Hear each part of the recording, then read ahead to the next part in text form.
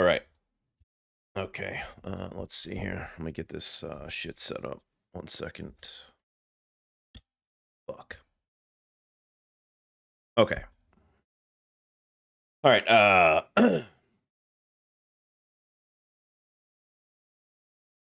Hey everybody.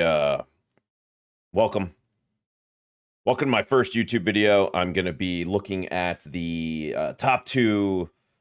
Wait, what is it? What does it say? Hold on. Top 10 games of May 2023. And yeah, let's get right into it. We'll just hop right in. My name's Scuffy, and let's see if these games are worth buying. Okay. Here we go.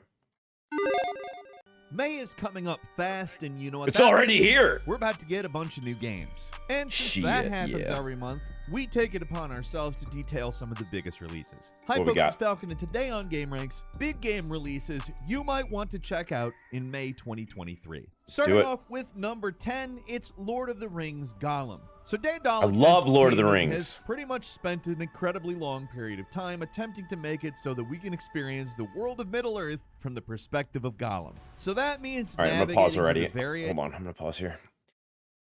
I love Lord of the Rings. I love Lord of the Rings games. I don't think that a game where you play as Gollum is where the money is for Lord of the Rings. I think if I'm playing Lord of the Rings, I want to be a cool ass ranger or an elf, or a guy that can turn into a bear. But I don't really see the value in playing as Gollum. But I'll be open-minded. Let's take a look. Let's see what it says.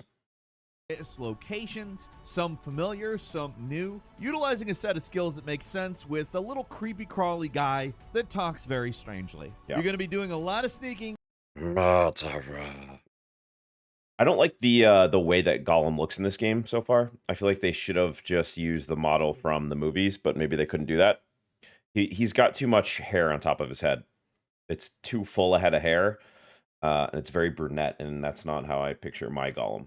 And a lot of climbing from the looks of this game. So while maybe we don't consider the graphics massively impressive, like I just that's said. kind of been a thing that everybody's talked about throughout the development of No, this I game. just said They're that. certainly I said not it. bad, and they definitely look better than they did a few years ago. I'm sure it'll be interesting. And That doesn't thrilling look for like a Lord of the Rings fans to 2023 experience game, some man. Specific locations too. That said, I don't think it's gonna knock your socks off from everything I've seen. However, it is using next-gen tech. For one, we're gonna see haptic. This game is not it. This is 2 paws down. I don't like it. Just on the preview alone, I don't think I would play this. It looks like a stealthy, boring kind of game where you get seen and you get caught. Maybe I'm wrong though. Feedback in this game so that Gollum's actions are a little more tangible. Like, I've seen a few games that utilize haptic feedback pretty well. And again, the graphics are a little simplistic, but they are going to include ray tracing, which definitely would have been possible if this was a last-gen game. Essentially, this is a game following Gollum prior to events of Lord of the Rings. No, I don't like it. However, it's not the film continuity, it's the book continuity, because Daedalic has a deal with Middle-earth Enterprises specifically. Now, again, this one's been delayed a lot. Like, this is a long time to making. It's finally Gollum at this point in Gollum's life, Gollum is not a hero. Like, why would you want to play as Gollum? It's like, how many successful games out there are you a true like villain or like a pathetic, disgusting creature? I don't think the formula is there for a successful game. happening. Lord of the Rings Gollum is landing on the PlayStations, the Xboxes, and PC May 25th.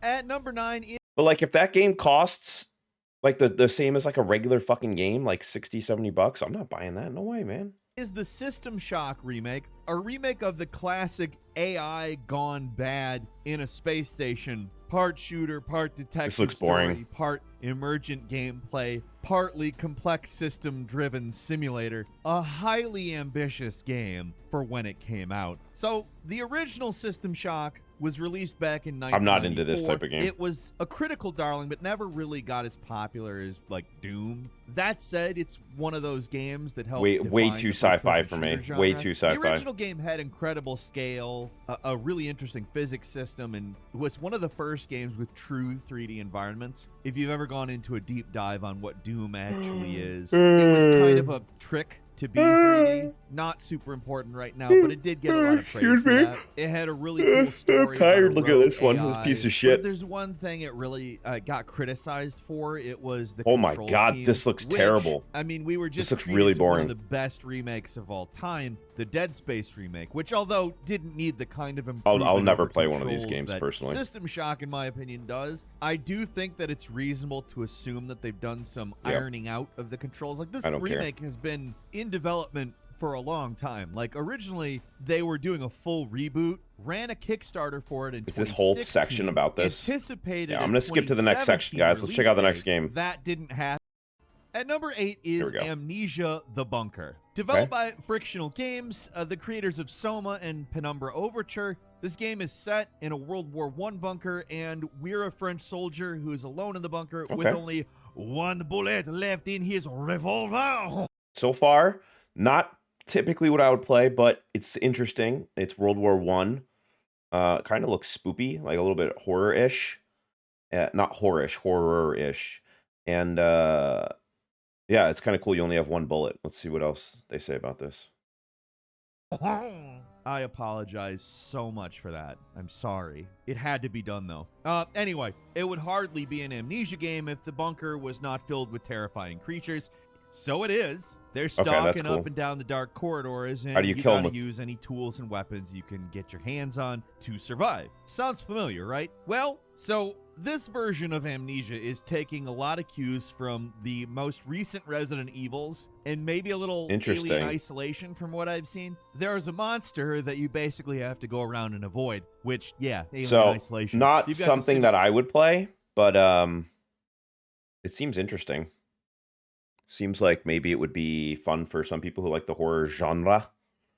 I'll let it play a little bit longer. Let's see what else they have to say about it. simulation elements, using the environment in various ways, crafting different items, and of course the need for stealth because you got a big old monster hunting I hate you. stealth. Amnesia has Boring. some pretty linear routes. Unless and it's it an doesn't assassin look type like game. This retains that. There's really Where you're only going a after singular people. goal, which is getting out of the bunker, and apparently that can be gone about in many, many different ways. The Resident Evil influence comes in with the kind of smaller. So but far, open it looks like a map, bunch of fucking limited hallways. Inventory, I haven't seen anything and cool. Obviously, the way that it handles safe Just walking rooms. around in a But hallway. from all accounts, it also looks like it really does a good job retaining the amnesia-ness of the game. Pass. So I'm Next. pretty interested.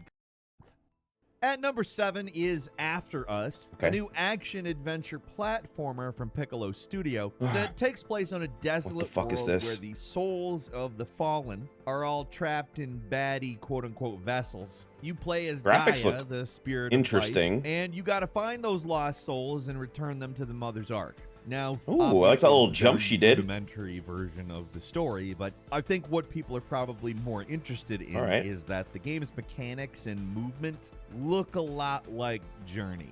Now, I don't am know what the fuck always Journey kinda is. chasing the dragon in terms of trying to find another game like Journey. Eh. Journey is a totally unique, interesting thing. This We've looks seen things interesting. that have This taken is the most influence interesting from, of but what never we've really seen a so far. spiritual successor to, and this kind of looks like that. Although it also brings some Aw. systems that are more akin Aw, to puppy. a regular action Aw, adventure eagle. platform game. Now there's Aw, combat, whales. puzzles.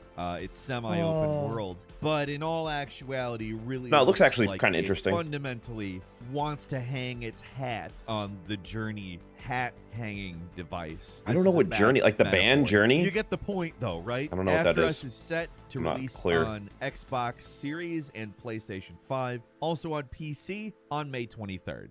Okay. At number 6 is Warhammer 40k Bolt Gun, a game that looks like it's really Okay. focused on Warhammer stuff seems like it's something that at this point it's so involved. I don't know how anybody jumps into it. Like if I just was like, Warhammer seems like my friend, I have like a couple of friends online that like it, but there's no just like easing into it. It feels like you have to go full throttle. There's like 50 different fucking Warhammer games. There's little figurines. So I feel like Warhammer is interesting, but I don't know how the fuck to ever get into it.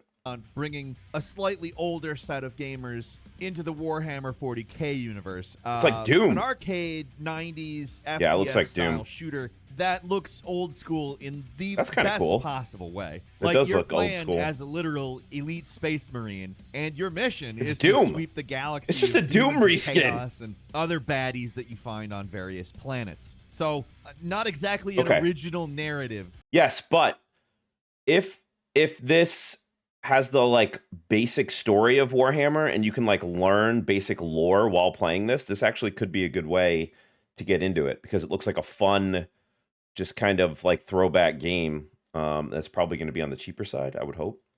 Per se, literally your standard 90s FPS story. But that's exactly what we're talking about. Doesn't sound like here. you'll get the it's lore. It's a large-scale boomer shooter, as they're calling them. It does What? look like they have some exploration elements mixed in, and maybe they've done a little. So you bit don't really more get the to lore. Make the gameplay loop more addictive than the bog standard go back and play Doom type run. And yeah, it's a Warhammer 40K game, but like I also honestly couldn't care less. It just looks like a delightful boomer shooter type game. Yeah. Which I've really enjoyed the resurgence of. So fast-paced retro shooter with Okay, really stylized, cool graphics. Next! At number 5 is Miasma Chronicles, a new game from the Bearded Ladies, previously responsible for Mutant Year Zero Road to Eden, a pretty darn well-received turn-based tactical RPG, which is, What the surprise, fuck? surprise, what Miasma No. Chronicles is. So in a post-apocalyptic America, there's three forces: humans, robots, and this mysterious force known as the Miasma. You What are put those? your feet in the shoes of a guy named Elvis. You got a robot brother. Elvis and you wanna with a learn robot what the brother. hell Okay, we're the gonna go right to the miasma next one. is. You want to learn all about its That sounds existence. like dog shit. 4, appropriately, is Age of Wonders 4, the new 4X strategy game in an ongoing series that's known for customization. So Yeah, Age of Wonders so 4 is not Age of Wonders reinventing 4, the wheel per se. I don't even The remember classic 1 through 3, mechanics so we're going to are- skip that. At number 3 is The Outlast Trials, Okay. a first-person stealth horror game where you're a volunteer who has to survive physical and mental tests led by the Cold War-era Murkoff Company. In some Okay. ways, it kind of seems like if Outlast was Squid Game, if that makes sense. This seems Although, interesting. like, visually, it looks nothing like Squid Game, just looks like Outlast. Yeah, but what's This the is an gameplay? up to 4-player co-op game that Oh. developer Red Barrels has labeled as paced more like a TV show, whereas other Outlast titles were paced more like a movie, which implies more events over a I've never longer played an time Outlast period. title. I mentioned Squid Game, and although they haven't mentioned it, it's kind of what I get the vibe of. Although Squid This Game's seems like it more could of a be fun to watch dystopian on, like, if somebody was situation streaming where it. normal people are competing in something, and this is Kinda gruesome, obviously a torture-y. more horror-oriented experience. Could be fun to watch. These trials sound kind of like messed up scenarios you'll have to get out Okay. of that involve Outlast-style monsters and stuff. This Cool. was a game that was going to come out in 2021, but faced a lot I of might check that one development out. difficulties due to the 15th.